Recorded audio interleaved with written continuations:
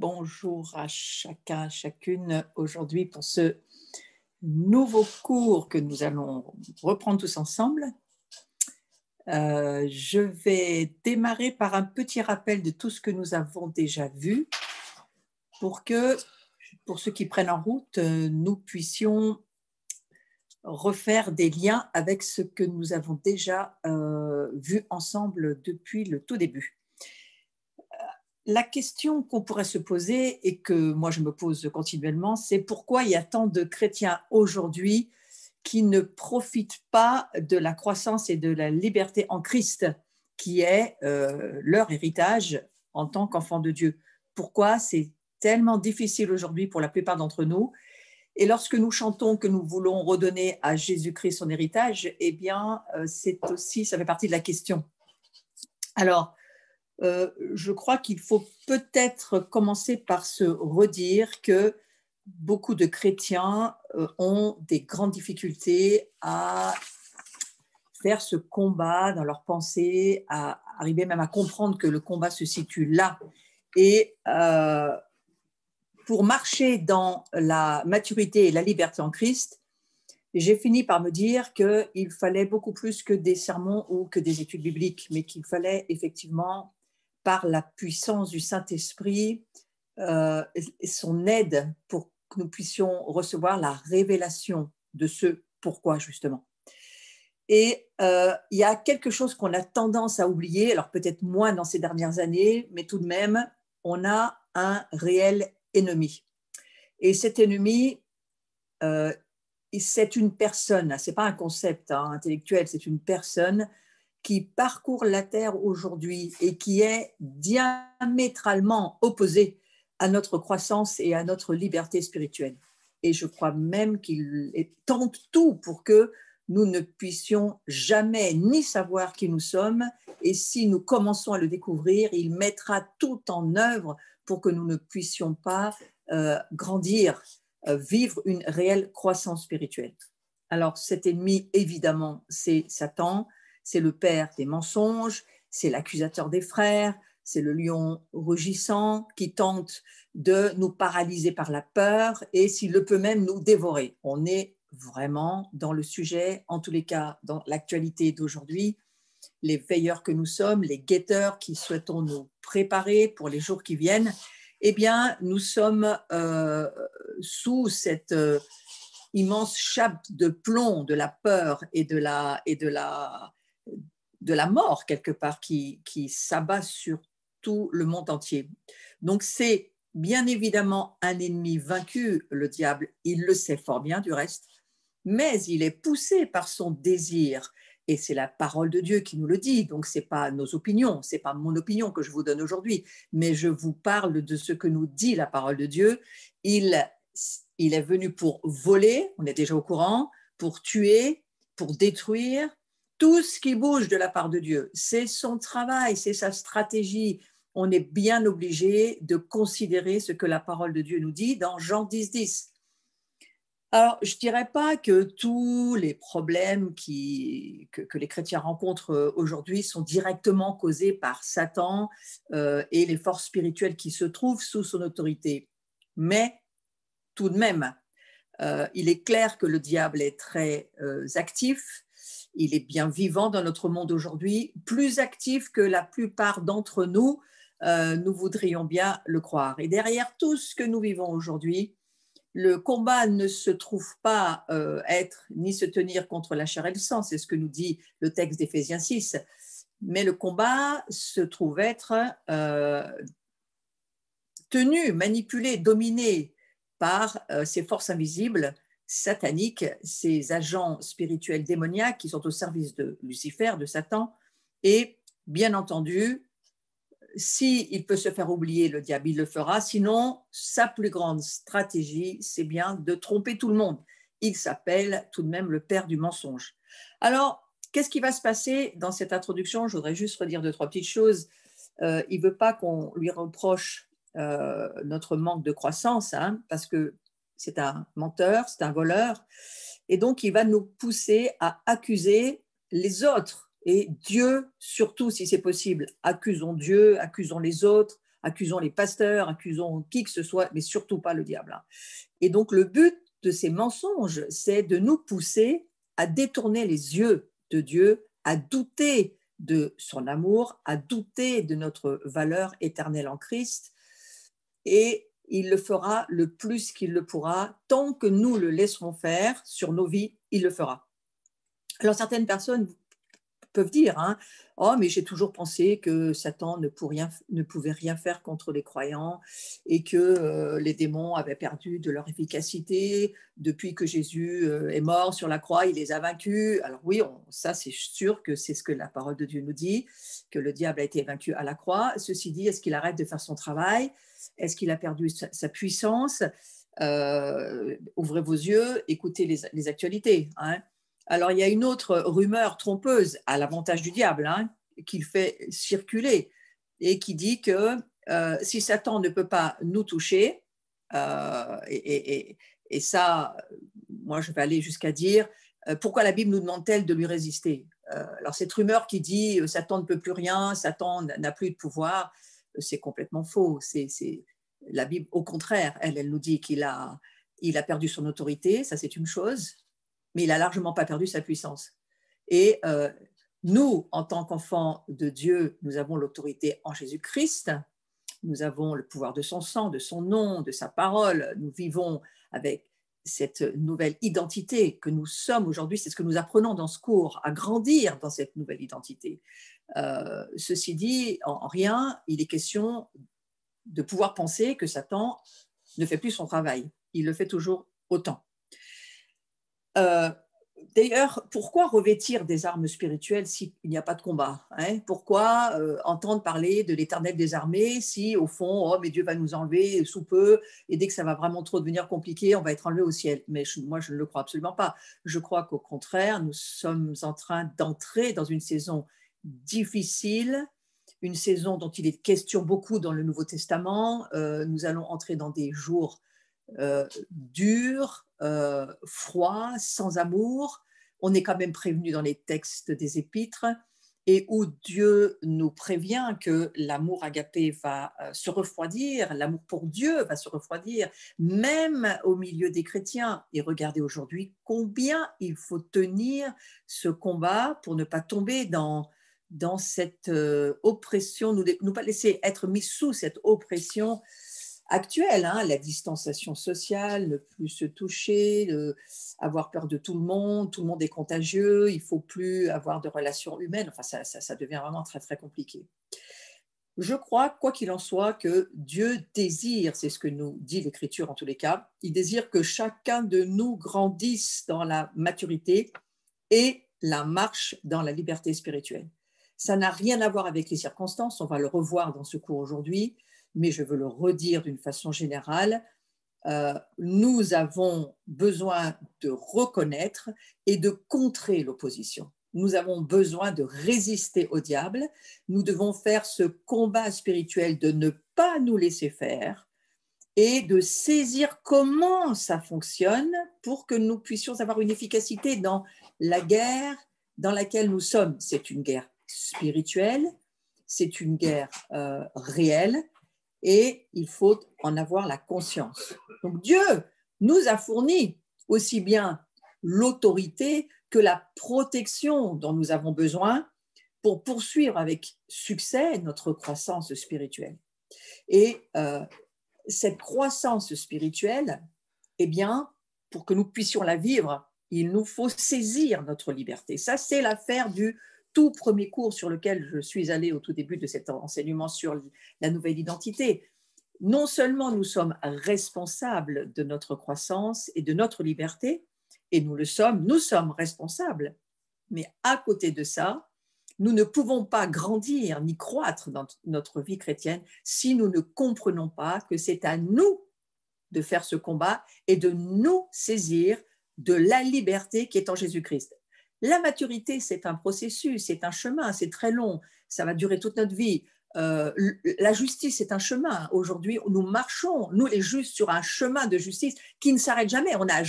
On n'est jamais arrivé en haut de la montagne. La montagne, c'est vers Dieu qu'elle se trouve. Hein.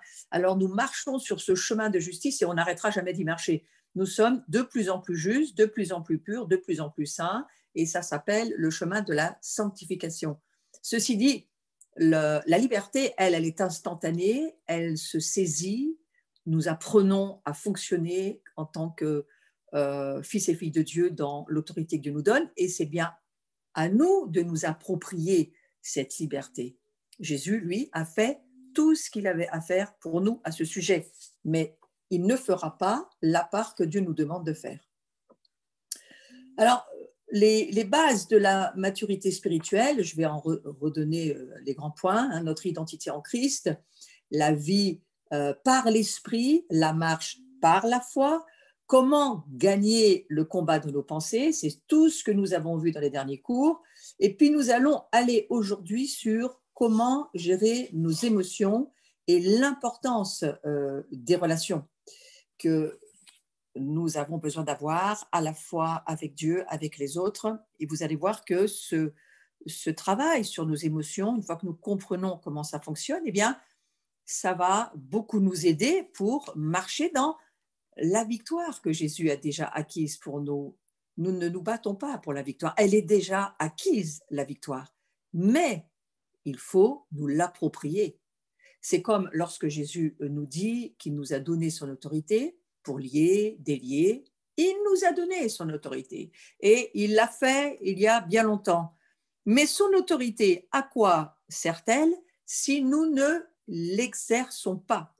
Donc, il va falloir que nous comprenions que pour combattre les mensonges de Satan, les mensonges qu'il veut nous faire croire. Hein. Qu'est-ce que Satan veut nous faire croire? Qu'on n'a pas de valeur, qu'on ne vaut rien, qu'on est incapable. Et d'ailleurs, les gens autour de vous, certains même, ne se gênent pas pour vous le faire remarquer assez souvent. Eh bien, nous devons faire ce combat, nous l'avons vu dans le cours précédent, dans nos pensées, de penser comme Dieu pense et de ne pas penser à ce que les autres ou vous-même, vous pourriez peut-être entendre dans vos pensées. Hein. Parce que ça s'appelle suivre vos propres pensées. Or, les pensées de Christ, les pensées de Dieu ne sont pas nos pensées, n'ont rien à voir avec nos pensées. Donc, il nous faudra, bien entendu, avoir une bonne connaissance de la parole de Dieu, vivre de la parole de Dieu, laisser cette parole nous laver un peu comme la douche nous lave tous les matins quand on prend notre douche. Hein, c'est important, c'est vraiment important de le comprendre.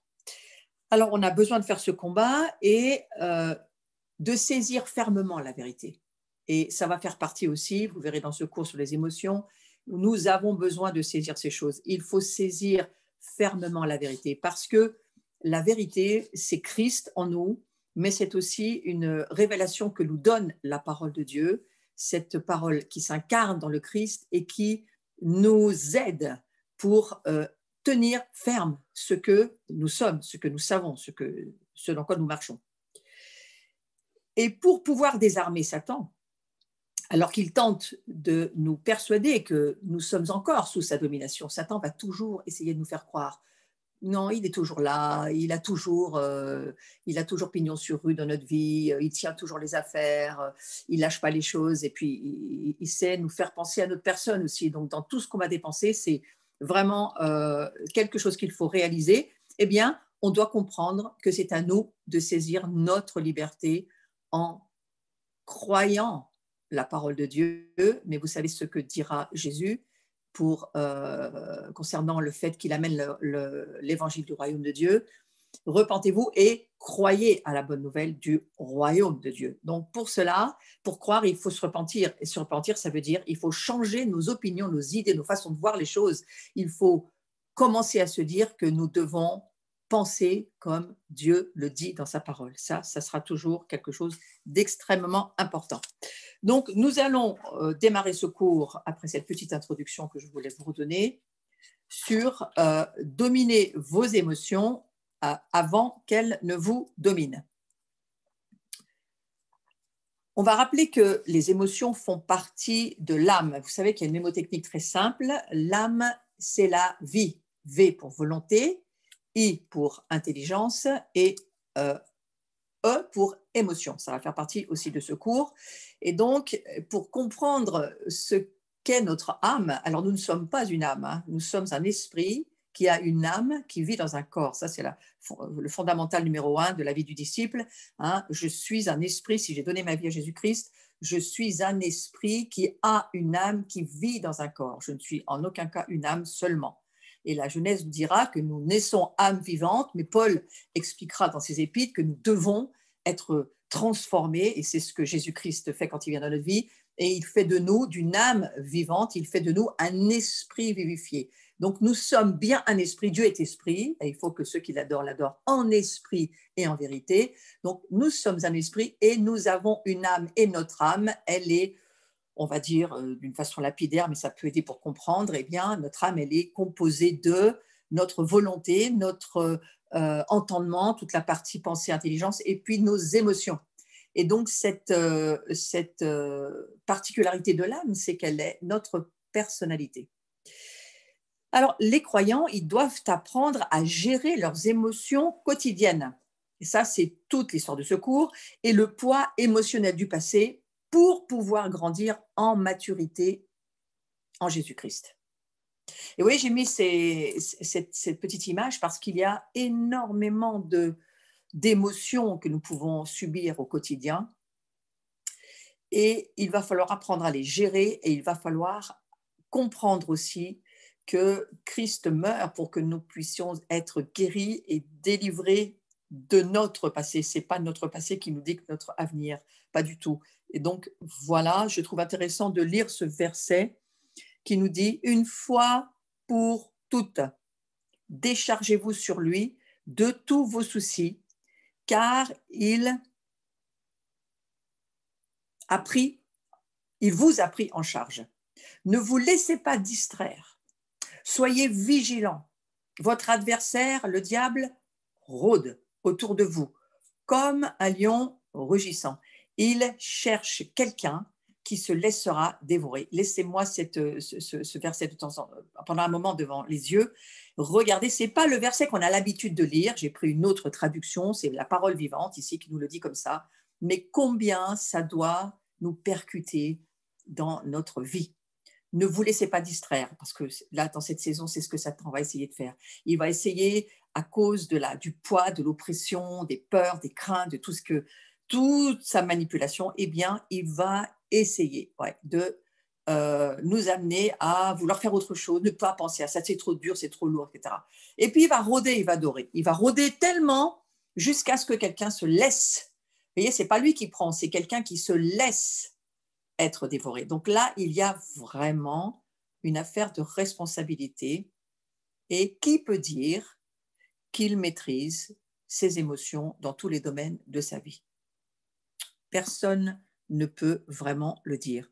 Donc, nous allons voir ensemble la relation entre nos pensées et nos émotions, l'importance de réagir correctement à nos émotions, comment gérer le poids émotionnel de notre passé. Vous savez que dans le cours précédent, j'ai beaucoup abordé le côté des forteresses de pensée, une emprise dans nos pensées, comment une emprise, elle devient vraiment comme une tour forte, un château fort intérieur, et que depuis cette tour-là, Satan va essayer de contrôler, de diriger et de dominer les affaires. Et c'est bien de cela dont il s'agit. Alors, il existe peu de situations qui ne nous font pas réagir. Alors, dès l'instant que nous réagissons, nos émotions entrent en jeu. Tout comme notre intelligence a besoin d'être renouvelée par la parole de Dieu, le domaine de nos émotions a besoin, lui aussi, d'être purifié et réaligné pour devenir un outil, non pas un frein, dans notre vie chrétienne. Donc, nos émotions, et j'en ai mis quelques-unes parce que j'ai trouvé que c'était intéressant de les lire, choqué, surpris, confiant, triste, amoureux, heureux, malheureux, fatigué, là c'est la saison, sympathique, s'ennuyer, être contrarié, déprimé, furieux, avoir peur, être seul, se sentir fier. Voilà, toutes ces émotions-là, eh bien, elles sont là Et dès l'instant qu'on va réagir avec une émotion, il va falloir être prudent parce que elle pourrait bien, cette émotion-là, devenir, on va dire, vous savez, comme dans les trains, la locomotive à l'avant qui va vouloir conduire toute notre vie et nous amener dans la direction où on se sent. Alors moi, je nous ramène au cours sur euh, l'identité chrétienne où j'ai traité de chrétien charnel et du chrétien spirituel. Et en fait, ce cours, il concerne le fait de marcher par l'esprit. Nous apprenons à marcher par l'esprit puisque nous sommes devenus un esprit, mais nous ne sommes pas nés de cette manière-là. Nous sommes nés âme vivante. Ça, vous le lisez dans la Genèse. Et donc, nous avons l'habitude de fonctionner avec notre âme et l'habitude que notre âme contrôle tout, dirige tout, pense, décide, ressent, et donc les émotions, c'est là-dedans. Et certaines personnes seront beaucoup plus amenées à marcher avec leurs émotions, à en tenir compte et à se laisser diriger par elles. Attention, parce que ce n'est pas du tout ce que Dieu nous demande dans sa parole.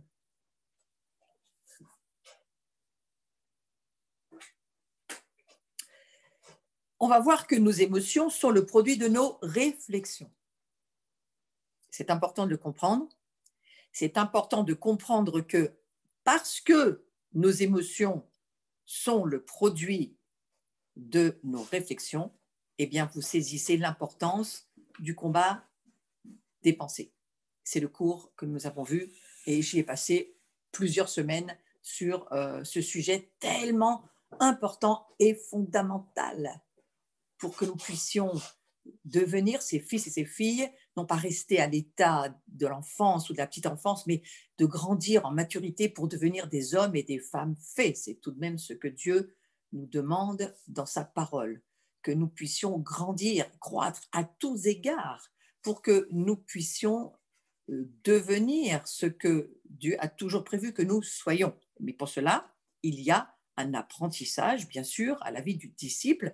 Disciple, je l'entends comme étant fils et fille de la famille de Dieu et comme étant un père, quand il a des enfants, la chose qui doit pouvoir lui faire le plus plaisir, eh bien, c'est de voir ses enfants grandir. Ce n'est pas de les voir rester pendant 40 ans ou 50 ans à l'état de la petite enfance. Ça, c'est juste terrible de penser à ça.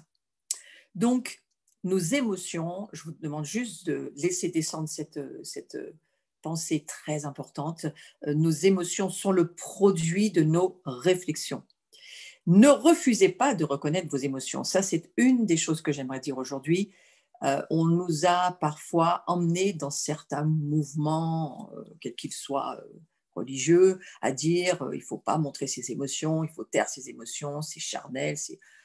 Alors, moi, je ne le crois pas parce que, on le dit bien dans tous les domaines aujourd'hui, on va le voir plus tard, ça peut poser de gros soucis de ne pas exprimer ses émotions. Maintenant, il y a cette grande sagesse de Dieu dans l'Écriture qui nous dit que le plus haut niveau de la maturité, c'est la maîtrise de soi. Et ça va en faire partie. Hein. Bien entendu qu'il va falloir que nous apprenions à maîtriser notre moi, notre nouveau moi, et l'ancien n'existant plus, mais ayant encore quelques résidus en nous, eh bien, il va falloir apprendre à maîtriser. La maîtrise de soi, c'est le haut niveau de la maturité chrétienne.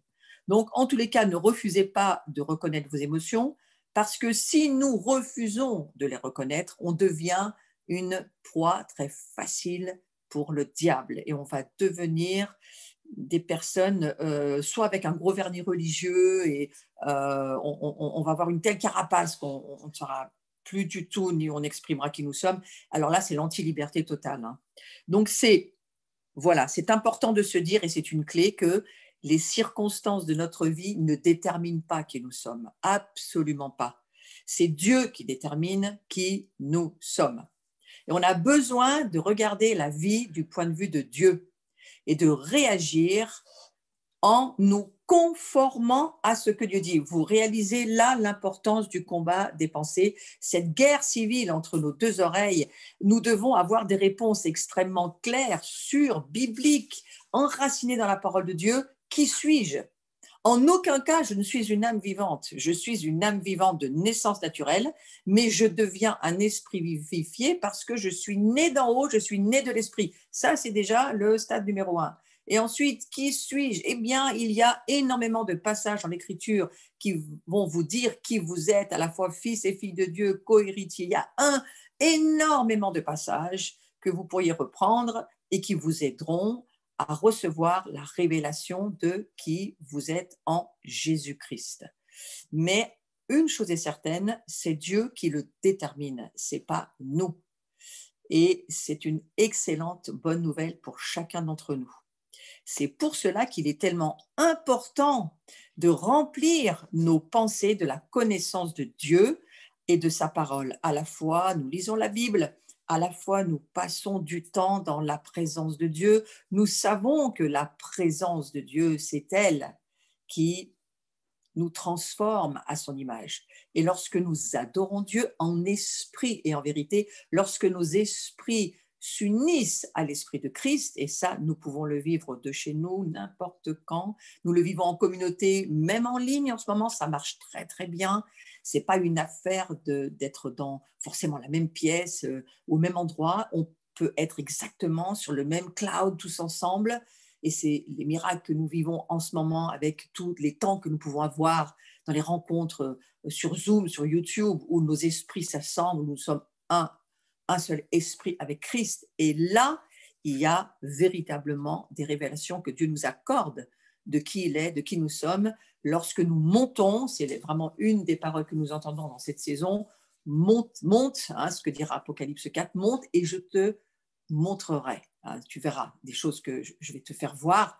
Eh bien, je crois que c'est une clé pour nous dans cette saison où il est d'abord très bon de monter au-dessus de tout ce que nous voyons autour de nous au niveau de notre vue humaine, mais de monter pour que nous puissions voir avec les yeux de Dieu comment lui nous voit, quel est réellement son royaume, qu'est-ce qui s'y passe, qu'est-ce qu'il nous dit, et tout ça avec la parole de Dieu, dans sa présence.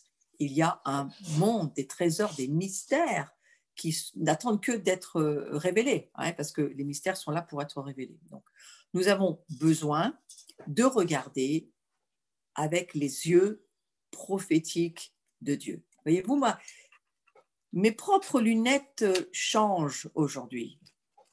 Il y a des choses qui sont complètement en train de changer de perspective. Le Seigneur change ma propre vision. C'est pour ça que je vous encourage à faire la même chose. Voyez-vous, pendant des années, j'avais une perspective de la traversée du désert avec le peuple hébreu, la façon dont les choses s'étaient passées. Eh bien, il me semblait que c'était toujours un temps compliqué, ce désert. Et puis, est-ce que c'était véritablement si glorieux que ça? Moi, je ne trouvais pas que c'était tellement glorieux, la traversée du désert. Et puis petit à petit, avec ce que aujourd'hui, là où j'en suis en tous les cas, de ma relation avec Dieu, de ma relation avec ma communauté, des temps de communion que nous avons ensemble dans l'adoration, eh bien, j'ai commencé à me rendre compte que ma perspective était en train de changer. Et j'ai commencé à voir que cette traversée du désert, c'était justement une manifestation de la gloire de Dieu. Et que cette saison, ce que nous vivons, eh bien, vous ne le diriez peut-être pas comme ça, mais moi, je vous le dis comme je le vois, je pense que nous vivons une manifestation de la gloire de Dieu.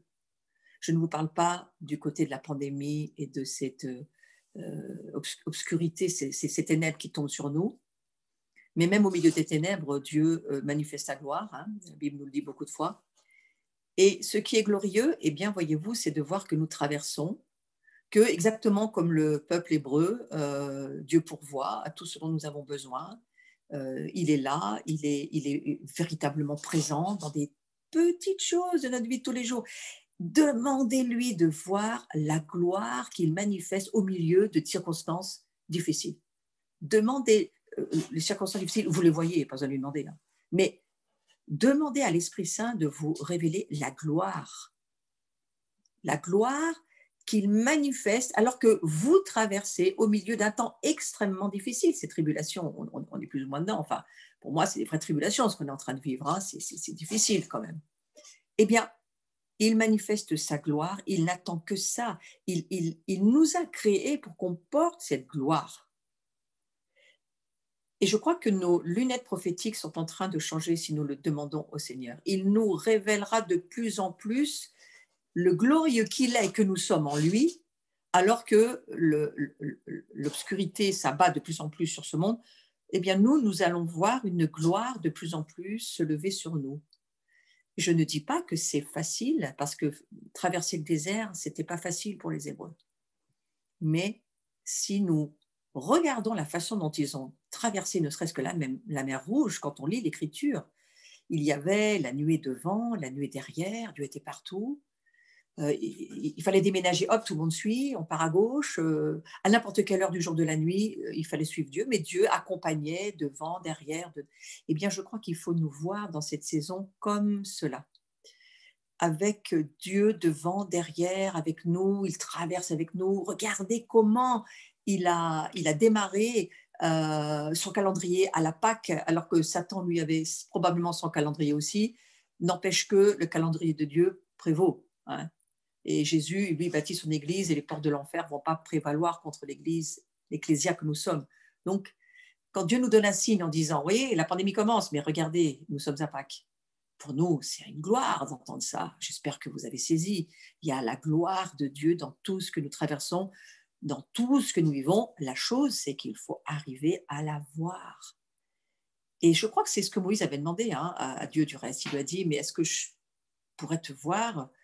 Dieu lui dit « Ah, tu ne peux pas me voir comme ça, mais je peux te montrer une facette de qui je suis. » Et au fond, qu'est-ce que Dieu, dans Exode 33, a révélé à Moïse? Eh bien, il va révéler sa grande miséricorde, sa grande bonté. Il ne lui a pas dit « Tu vois, ce monde pourri, je recommence, je détruis tout, j'en peux plus. » Non, non, non, il lui a dit juste « Regarde, je suis lent à la colère et riche en bonté. » Et aujourd'hui, que Dieu nous donne cette révélation au milieu de tout ce que nous traversons chacun. Et nos circonstances ne sont pas faciles. Et il ne serait certainement pas question que nos circonstances deviennent notre direction, notre marche de vie, parce que là, chers amis, ce n'est pas la bonne direction, mais que nous puissions voir la gloire de Dieu au milieu de ce que nous vivons. Donc ça, c'est un petit point que je voulais redire. C'est Dieu qui détermine qui nous sommes, et c'est lui, c'est sa gloire qui conduit nos pas.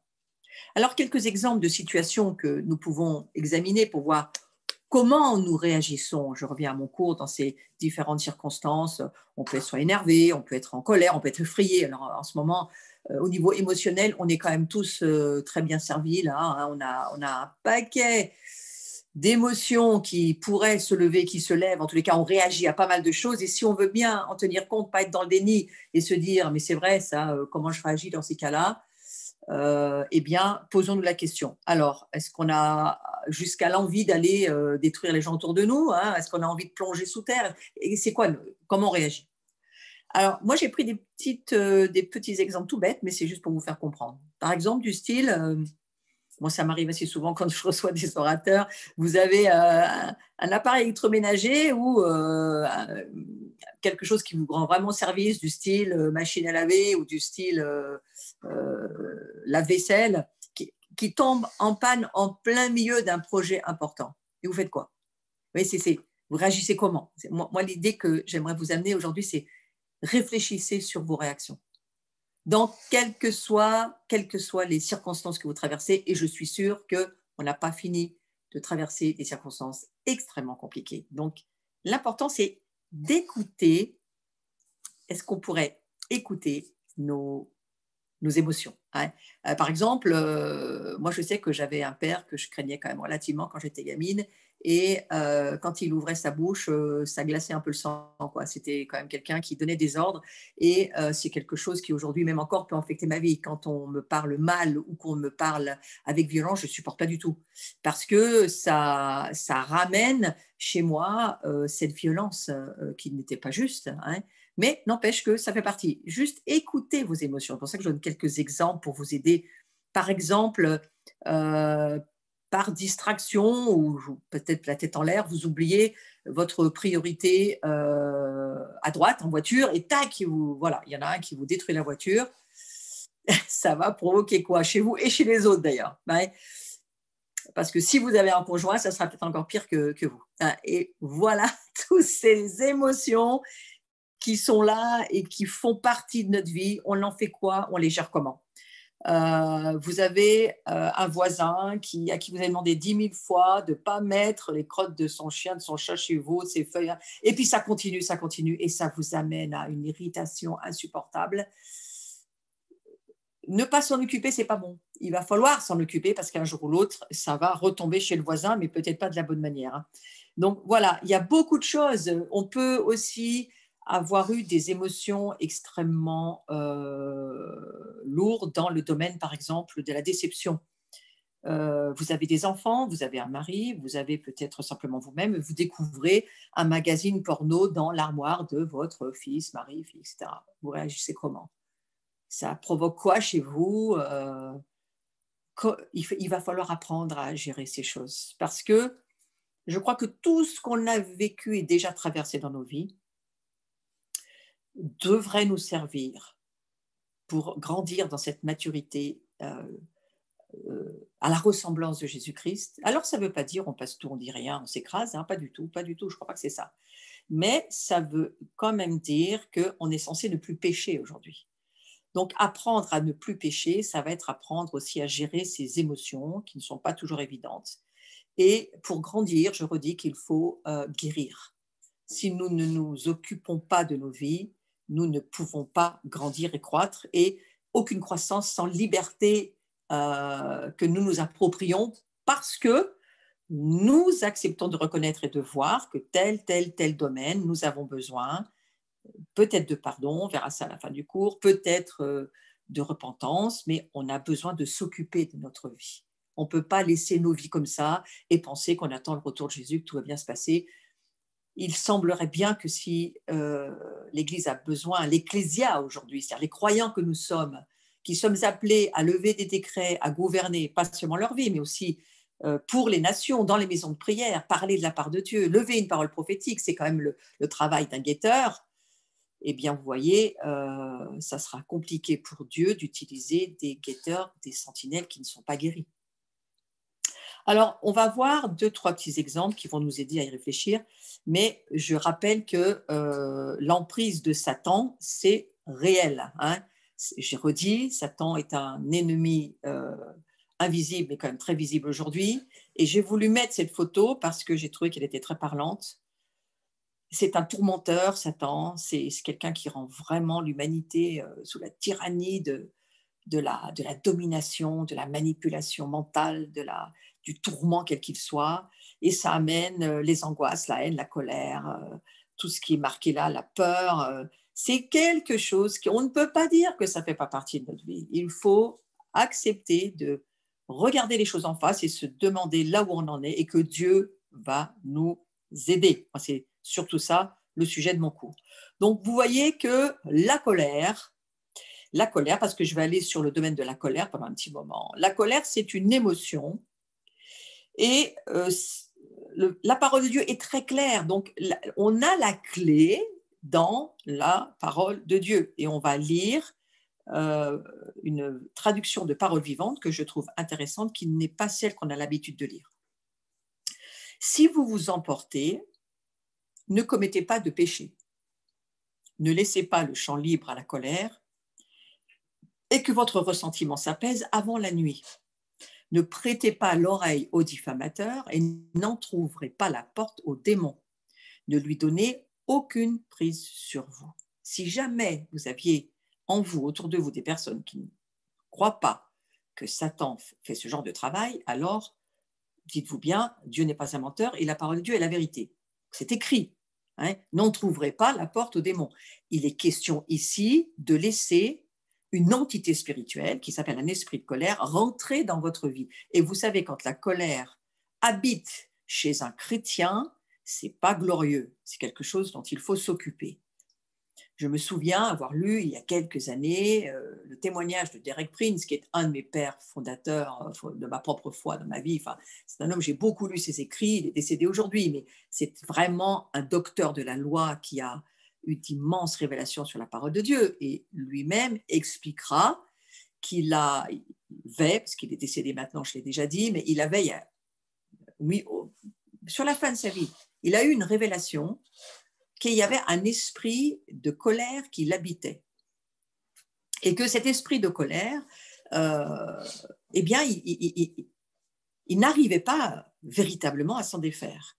Il avait fait tout ce qu'il essayait de faire pour prier pour toutes les prières qu'il savait faire, ça ne marchait pas. Il a essayé de jeûner, ça ne marchait pas non plus, jusqu'à ce que Dieu lui révèle qu'en fait, cet esprit était rentré quand il était enfant, par une émotion, alors qu'il avait été durement repris par son père à table. Le père de Derek était un militaire assez dur, et Derek a été élevé d'une façon un peu difficile aussi. Et il a rentré cette colère, il n'a pas pu l'exprimer, et elle l'a tourmenté toute sa vie, jusqu'à ce que Dieu lui révèle qu'il suffisait juste qu'il pardonne à ce père cette colère, et puis qu'il s'en débarrasse au nom de Jésus, mais chasser un esprit de colère. Là, je ne vous dis pas, on fait une prière de repentance. Non, on chasse un esprit de colère. Et la liberté que nous devons nous approprier, c'est celle-ci. Quand on a des émotions qui se sont transformées en ouverture démoniaque, ça la devient, pour nous, ça a été, en tous les cas, on a donné un accès au diable, on l'a vu tout à l'heure, hein, c'est nous qui donnons un accès au diable. Le diable ne prend que ce qu'on lui laisse faire. La chose, c'est qu'il prend les enfants à n'importe quel âge. Satan n'a pas de règle du jeu dans sa façon de fonctionner. Et vous allez me dire, ah ben ça, c'est quand même pas juste. C'est pas juste, c'est comme ça. Il n'a pas de règle du jeu et donc il va prendre le pouvoir sur tout ce qu'il peut. Les enfants sont censés être couverts par leurs parents et aidés par leurs parents, mais comme vous le savez, on a tous des progrès à faire. Alors, cette colère, c'est une émotion et le Seigneur nous dit par la bouche de Paul que la colère ne doit pas devenir un péché. Mais est-ce que Dieu nous dit qu'on ne doit pas se mettre en colère? Non, non, non. Il dit vous avez le droit d'être en colère. La seule chose, vous ne couchez pas dessus. Vous avez le droit. Si vous vous emportez, donc ça, moi je suis assez contente d'un Dieu qui comprend qu'on peut s'emporter. Hein, parce que là, très sincèrement, ça nous arrive quand même, pas tous les jours, mais quand même, hein, il y a beaucoup de choses qui, en ce moment, pourraient… Et alors, il ne faut plus rien ressentir, ne plus réagir. Mais non, certainement pas. Jésus pleurait, Jésus était rempli de compassion, Jésus souffrait avec ceux qui souffraient. Les émotions sont extrêmement importantes, il faut en tenir compte. Ce qu'il faut, c'est apprendre à les gérer comme la parole de Dieu nous le dit. Et la colère, c'est véritablement quelque chose que Dieu nous permet. On peut s'emporter, mais ne péchez pas. C'est-à-dire, ne lui laissez pas le champ libre. Et que le ressentiment qui va se lever dans la journée, vous allez sentir en vous un ressentiment qui commence à vouloir prendre le contrôle, eh bien c'est là où il faut dire non, non, non, c'était juste que je m'énerve, mais maintenant, je vais arrêter de m'énerver. La maîtrise de soi. Alors, je ne vous dis pas que c'est facile, mais je vous dis que c'est ce que la Bible nous dit qu'on peut faire.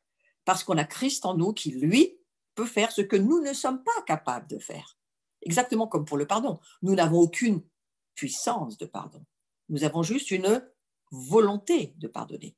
Eh bien, la même chose pour la colère. On a une volonté qui va dire à cette colère, bon, ça va, tu as pris ta journée là, maintenant, on ne va pas se coucher ensemble. Hein, voilà. Mais laissez-lui peut-être une part de la journée pour que vous ne perdiez pas le goût. Vous voyez, quelque chose qui m'effare avec ce Covid, les gens disent on perd le goût, on perd l'odorat. C'est affreux. Hein, ne perdez pas le goût, ne perdez pas l'odorat, restez sensible. Comment être un guetteur, un sentinelle si on ne sent plus rien?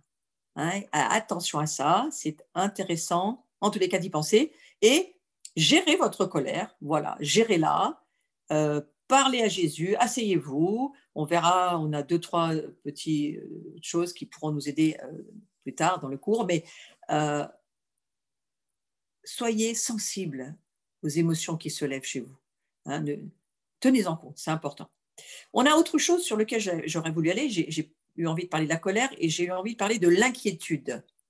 Alors, je l'ai mis d'une façon un peu forte, comme cela. L'inquiétude est un péché. Parce que les chrétiens disent souvent, j'ai un problème, je suis inquiet. Mais on ne peut pas se repentir d'un problème, mais on peut se repentir d'un péché. Or, la parole de Dieu nous dit que, eh bien, l'inquiétude, on doit absolument s'en occuper. Et je vous ai mis le verset qui correspond, hein, déchargez-vous sur Jésus, c'est lui qui, quelque part, il a pris toutes vos inquiétudes, de tous vos soucis, car il prend soin de vous. Si c'est Dieu qui vous parle, ça devrait vous apaiser déjà dès maintenant. Ne vous laissez pas distraire, on ne l'a pas déjà lu tout à l'heure, ne vous laissez pas distraire, soyez vigilants. Votre ennemi, le diable, rôde autour de vous comme un lion rugissant, cherchant qui dévorer. Il me semble qu'on a une répétition avec ce qu'on a lu il n'y a pas si longtemps que ça, parce que Dieu, les répétitions, ça ne dérange pas. Hein, c'est la mère de l'enseignement, hein, la répétition. Et le Seigneur le sait. Alors, autant la colère, eh bien, on se l'accorde la journée, on ne se couche pas avec, hein, autant l'inquiétude, non. L'inquiétude, c'est quelque chose qu'il faut mettre dans la case péché, c'est-à-dire quelque chose qui, si nous ne le traitons pas comme un péché et si nous ne nous déchargeons pas, nous sommes déjà en rupture d'harmonie, pas de relation, parce que notre relation avec Dieu, on la garde quoi qu'il en soit. Mais l'harmonie de notre relation risque d'être un petit peu difficile avec Jésus. Pourquoi? Mais parce qu'il est mort pour que nous arrêtions de nous inquiéter. Ça serait dommage de ne pas tenir compte de cette horrible crucifixion qu'il a dû vivre pour que nous puissions ne pas nous inquiéter, frères et sœurs.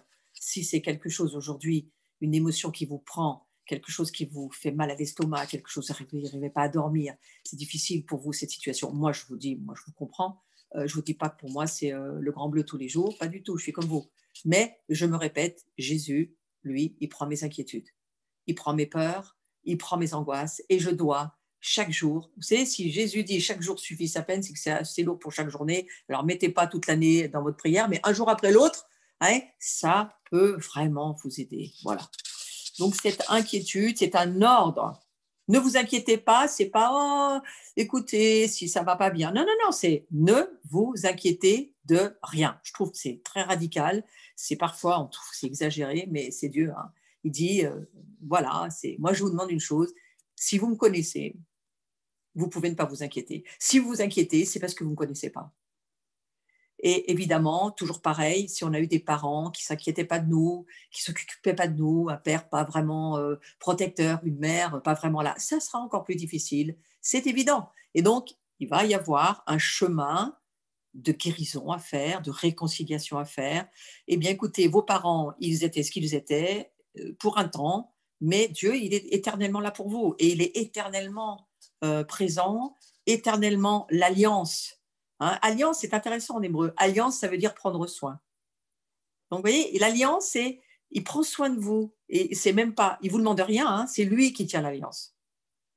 D'abord, est-ce que vous lui avez demandé de venir sur Terre? Non, pas vraiment. Alors, il a pris le relais. Il a dit, bon, je ne te demande pas ton avis, mais je prends soin de toi jusqu'à la fin de tes jours.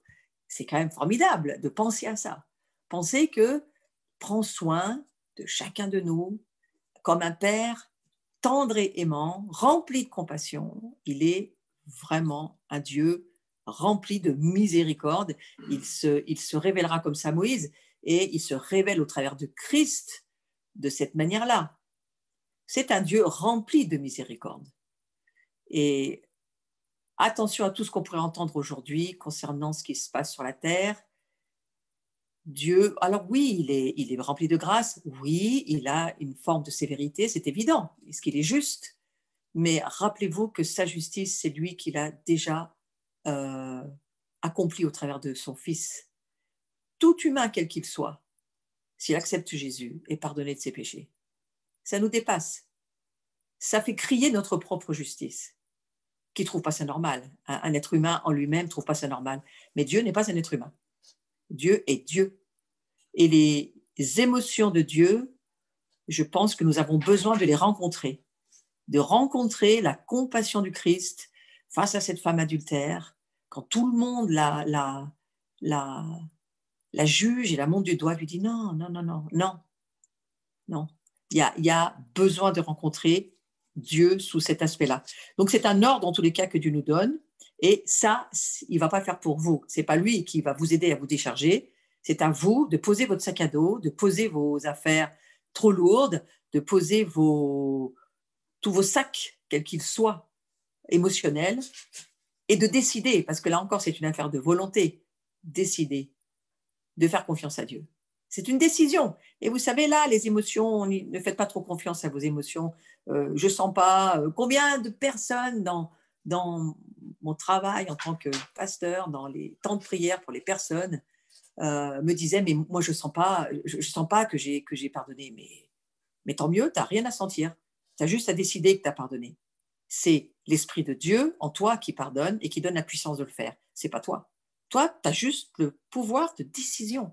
Eh bien, les émotions, c'est aussi comme ça. Hein. C'est notre volonté de croire Dieu. Nous décidons de croire Dieu. Et à partir de là, les choses vont s'aligner. Donc, l'inquiétude, eh bien, c'est notre responsabilité de ne pas la pratiquer. Soyez des non-pratiquants de l'inquiétude et sachez que Satan rôde et que connaissant très bien la Bible et parfois mieux que nous, hélas, il sait très bien que si vous inquiétez, il va rentrer par la porte et il va s'installer chez vous au travers de ces entités spirituelles qui s'appellent des démons. Hein. Et vous savez, les démons, ça vit très bien chez les chrétiens, vous savez ça. Donc attention, nombre de chrétiens ont été enseignés que si on est chrétien, on n'a pas de démons. C'est un immense mensonge que la Bible explique de long, large et en travers. Hein. Donc ne gérez pas vos émotions de la mauvaise manière et ne pas les gérer du tout, c'est ouvrir une porte dans votre vie au diable. Il faut absolument gérer nos émotions et ne pas donner d'occasion à Satan de créer une emprise en nous. Parce que c'est, vous savez, une habitude, voilà, 2-3 mois, ça s'installe, et puis une habitude, une pensée qui devient une habitude, et une habitude, alors l'habitude, vous savez, on peut avoir l'habitude de s'inquiéter sur tout. Alors, si ça fait des années que ça dure, là, vous avez de grandes chances d'avoir une forteresse qui s'installe dans votre vie, et c'est plus seulement une pensée qui a planté sa tente et puis qui habite chez vous, mais là, on est en train d'avoir, on va dire, un immeuble qui est en train de se construire, et puis si c'est là depuis des années, vous avez, si vous habitez Toulouse, c'est le Mirail, si vous habitez à Lyon, c'est la Duchère, et si vous habitez à Saint-Étienne, c'est la muraille de Chine. Hein. C'est ces espèces de immenses zones occupées là, de milliers de bâtiments, et non, sincèrement, là, il y a du travail après. Hein. Donc, quelque part, soyons-en conscients, et détruisons au nom de Jésus, renversons les forteresses, renversons les hauteurs, renversons les raisonnements, les argumentations. La Bible va jusqu'à dire les imaginations. Hein? Parce que parfois, l'inquiétude, bien souvent, c'est une imagination. Vous vous imaginez un paquet de choses qui n'existent pas. Et là, Satan excellera à vous en rajouter, hein, s'il le peut. Ouais. Là, vous allez avoir droit à Hollywood très vite. Donc, attention, il ne faut pas pratiquer ce genre de choses. Notre croissance, j'ai retenu cette phrase que je trouve immensément importante. Notre croissance n'est pas pour nous-mêmes. Nous ne grandissons pas pour nous, pour devenir des musclés, forts, vus, reconnus. Non, non. Notre croissance spirituelle, elle n'est pas pour nous. Elle est pour le royaume de Dieu. Nous grandissons, d'ailleurs, ce n'est pas je grandis, hein, c'est nous grandissons dans l'Écriture. Nous ne sommes jamais je suis le temple de Dieu, ça n'existe pas, c'est nous sommes le temple de Dieu. Nous sommes un corps. Nous sommes un corps à la fois local, donc c'est-à-dire des hommes, des femmes, des plus jeunes, plus âgés, ensemble. Nous sommes un corps, ça c'est l'idée de Dieu, d'être un corps. Remarquez, Dieu n'est pas seul, hein, Dieu est trois. Trois en un. Il n'a pas décidé d'être tout seul. La pensée de Dieu, c'est une pensée collective. Toute l'histoire de Dieu, c'est une histoire de famille dans l'Écriture. C'est une affaire collective. Le péché, chez les Hébreux, c'est collectif. C'est jamais une personne qui pêche, c'est 3, voire 4 générations, et même beaucoup plus s'il y a d'autres soucis qui rentrent en ligne de compte. Donc, vous voyez, tout est une affaire de collectivité. Donc, nous sommes le temple, la maison de Dieu, et nous sommes appelés à grandir, nous. Donc, ça m'intéresse que tu grandisses aussi, parce qu'au fond, Jésus reviendra quand son corps, il n'y en a qu'un. Alors, vous imaginez, hein, ce n'est pas seulement là, nous qui sommes branchés, mais ce n'est pas seulement les Français, mais c'est toutes les nations. Hein. C'est les Coréens, les Chinois, les Américains, les Japonais, enfin Dieu oublie personne. Ouais. Ce corps du Messie-là, ce corps du Christ-là, il est nullement question de catholiques, protestants, orthodoxes, des questions de ceux qui croient, donc les croyants. Jamais dans la parole de Dieu on trouve autre chose que ça. Nous, les croyants, nous sommes appelés à grandir pour un seul objectif, pas le fait qu'on soit devenu grand plus que les autres, hein, c'est pas ça du tout, mais parce qu'ensemble, nous donnons les moyens à Dieu sur la terre d'établir son royaume.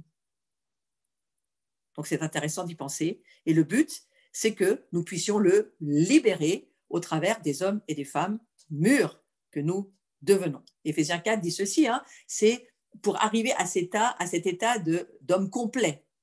Jésus revient à ce moment-là, lorsque son épouse, son église, l'ecclésia va arriver à l'état d'être un peuple mûr. Donc il est impossible de suivre le plan de Dieu et de vivre victorieusement en suivant nos émotions. Et j'ai voulu mettre quelques petites photos, histoire qu'on s'en souvienne, mais c'est tout à fait impossible. Vous ne pouvez pas établir le royaume de Dieu en suivant vos émotions. C'est impossible. C'est un mensonge. Nous ne sommes pas faits pour ça, nous ne sommes pas construits pour ça, nous ne sommes pas créés par Dieu pour cela. Nous devons suivre le Saint-Esprit et on ne peut rien faire sans lui. Et ça va être la fin de mon cours pour aujourd'hui. On va terminer sur ces quelques pensées importantes sur lesquelles je vais rester quelques minutes. Nous devons suivre le Saint-Esprit.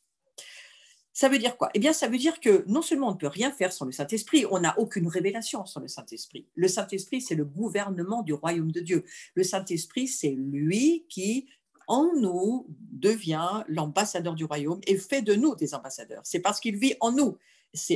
Nous marchons par l'Esprit Saint. Nous ne marchons plus par la chair, nous ne sommes plus appelés à être sous la domination, sous la manipulation, sous le contrôle de notre âme. Il n'est plus question que l'homme charnel, la femme charnelle que nous étions avant d'avoir donné notre vie à Christ vive sous le contrôle de notre âme. Nous sommes appelés aujourd'hui à marcher par l'Esprit. Et donc, suivre le Saint-Esprit, c'est connaître Jésus. Et connaître Jésus, revenons au cours numéro 1, c'est avoir une relation avec lui. L'identité, la nouvelle identité que nous recevons lorsque nous donnons notre vie à Jésus, eh bien, c'est que nous connaissons Christ et nous le connaissons en termes de relation. Donc, c'est connaître, avoir une relation avec Christ, la vérité, et chercher en priorité le royaume de Dieu. C'est la chose que Dieu nous demande de faire. Nous croissons à tout égard, nous nous libérons, pas pour nous, mais simplement pour que nous puissions laisser le royaume de Dieu s'établir au travers de ce que Dieu va nous demander de faire. Et puis, c'est en deuxième partie, se repentir et croire. Donc, il faut nous repentir. Et je vous rappelle que repentir, ça veut dire changer votre façon de penser, changer vos opinions, changer vos perspectives de vue. Vous ne marchez pas par la vue, vous marchez par la foi. Donc, c'est se repentir et croire à la vérité. Et nous pouvons croire si nous nous sommes repentis. Si nous avons changé nos pensées, si nous avons fait ce combat, nous continuons à le faire. Hein, on ne s'arrête pas. Mais on a commencé, on continue à penser comme Dieu pense. Et plus nous pensons comme Dieu pense, plus nous croirons à la vérité et nous vivrons de la vérité qui est Jésus. Et puis nous allons agir ensuite selon la vérité. Ce n'est pas seulement connaître, ce n'est pas seulement se repentir, mais c'est agir. Et la foi, si c'est de la foi dont il s'agit, la foi, elle est forcément agissante. Lorsque Dieu dira à Israël, écoute en hébreu, ça ne veut pas dire seulement comme pour nous, écoute et entends ce que je suis en train de dire. Le terme hébraïque, ça veut dire, écouter, ça veut dire obéir. C'est-à-dire qu'à partir du moment où j'entends, j'obéis, je le fais. C'est la même chose. Donc pour nous, on doit avoir la révélation de l'importance de, c'est pas seulement écouter, mais c'est obéir par la foi et faire ce que Dieu nous demande de faire. Et il faut absolument laisser nos émotions être le produit de notre obéissance. Lorsque nous allons pouvoir avoir saisi cela, nous allons, à la fois parce que nous écoutons, à la fois parce que nous avançons sur ce chemin de la maturité et de la liberté, nous allons à partir de là pouvoir obéir. Et alors que nous obéissons, eh bien, cela va générer des émotions qui seront de très bonnes émotions pour établir le royaume de Dieu. Voilà. Et Neil Anderson, qui est un médecin qui a écrit toute une littérature sur la nouvelle identité, moi je m'en suis beaucoup servi pour mes cours et je l'en remercie beaucoup. Ce médecin a dit ceci, je vais terminer avec cette réflexion intéressante. Si nous croyons nos sentiments au lieu de croire la vérité, comment seront nos actions? Si nous croyons nos sentiments au lieu de croire la vérité, à quoi ça va ressembler ce qu'on va avoir à faire? Voilà ce qu'il dit. Aussi contradictoire que nos sentiments. Mais si nous croyons la vérité et agissons en fonction d'elle, nos sentiments reflèteront la réalité. Et ce médecin de dire, eh bien, le moment où le peuple de Dieu va vraiment connaître Dieu, il arrivera à une santé mentale, morale, physique, il arrivera à rentrer vraiment dans sa guérison, dans sa délivrance, dans l'héritage qui lui a été promis, parce que c'est la connaissance de Dieu qui nous rend libres. Ouais. Et c'est celle-ci qui nous a franchis. Voilà, donc je vous invite maintenant, avant qu'on puisse mettre les vignettes, j'aimerais juste faire une prière. Et je vous invite pour, comme on vient de vous le montrer, jeudi prochain à continuer ce cours. Mais là, j'aimerais vraiment prier un petit moment. Seigneur, je te remercie de ce que tu es en train de nous dire dans cette période tellement sombre et difficile que nous traversons. Mais tellement glorieuse parce que tu nous as choisis pour être ta famille, tes fils, tes filles, tes guetteurs, tes sentinelles, ton armée, ta milice pour ces jours, pour pouvoir amener le monde autour de nous à ta connaissance, au salut que toi tu proposes au travers de ton Fils Jésus. Je te demande aujourd'hui d'aider chacun, chacune dans sa marche par l'Esprit à se laisser être convaincu par toi. Alors, le livre des Actes nous dit que l'Esprit Saint nous convainc de péché, de justice et de jugement. Donc, que nous puissions être convaincus des domaines de nos vies qui ont besoin d'être libérés, guéris, d'être posés sur la table de la communion, d'être peut-être partagés, on le verra la prochaine fois, comment pouvoir continuer à guérir sur des domaines qui sont encore sensibles.